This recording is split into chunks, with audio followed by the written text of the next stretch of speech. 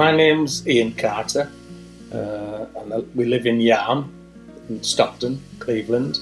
My name's Lynda Carter, I live with him. I met Ian when I was nearly 16, been together a long time. We met in 1979 in a local disco. I was 18, that was where we started. We've been together ever since. I didn't know I had muscular dystrophy at that point. When I was diagnosed, I was 24. I'd had all the symptoms for a long time. It was like 1988 when Lynn got diagnosed. But looking back, she was always last at school, round the track running. She couldn't do other things. We have two children, Samantha and Lee. Samantha's been a full support even through junior school, senior school. When Lynn went on the ventilator 24/7, she said, I'd like to see my mum every day and I'd like to help more. So my daughter's a solicitor, she has her own business. So we sold our house, they sold theirs, we bought a house together. We have an annex, we live downstairs. We have a son-in-law and a granddaughter, Rosie, who's 9. And basically if I need to pop to the shops to get anything, Samantha's here.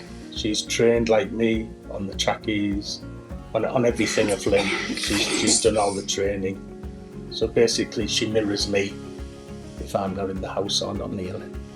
We're quite a positive couple, so basically I love Lynn now like I loved her when she was 15. So I just see Lynn.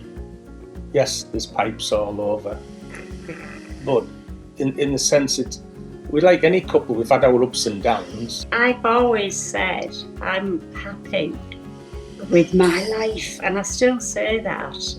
Obviously, I would change it if I could, but we're still happy. You know, we're always laughing, we're always joking. For the intimacy side, Lynn's still Lynn. Lynn's the lady I love. Yes, you've got to be more careful. You can't be all spontaneous. Things have to be planned. If you want it to work, you'll find a way. You think of the tracheostomy when Lynn had a mask on. You couldn't kiss. No. You know, you couldn't have a cuddle because you had this. It just didn't look like Lynn.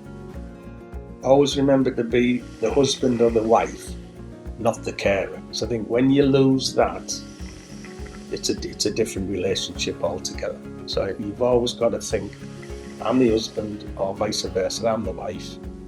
Carer becomes just part of life. But always remember, it's the same person that you fell in love with. It's Lynn. I work on oil rigs, and then we chose for me to pack in a very, very well-paid job as a family. But how we benefited is I've been around the family all the time, 24/7. So it's brought us closer. Since I've had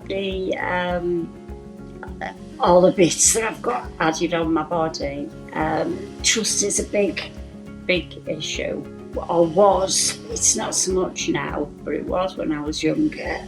The trust in intimacy is a big, well, I find it a big thing. I don't want to, like you say, just become a patient and a carer. So we try and work hard at that. If we're in the shower, I tell her, I love you, you know. So I think that's reassuring for Lynn, but it's meant that I love her. Sometimes Lynn will come back with, but this is not what you signed up for. The vicar didn't say this to us at the time, but here we are. So we laugh at that. But that's how we get through, just telling each other all the time. Lynn will say we cuddle, you know, cuddle with old hands when we're going down the high street. You know, we don't keep away from each other. We're quite tactile. The closeness helps a lot. We're very close. We just live life. You know, it's all about living life. Be the husband, be the wife. Remember the person on that ventilator is the same lady or the same gentleman you knew before that.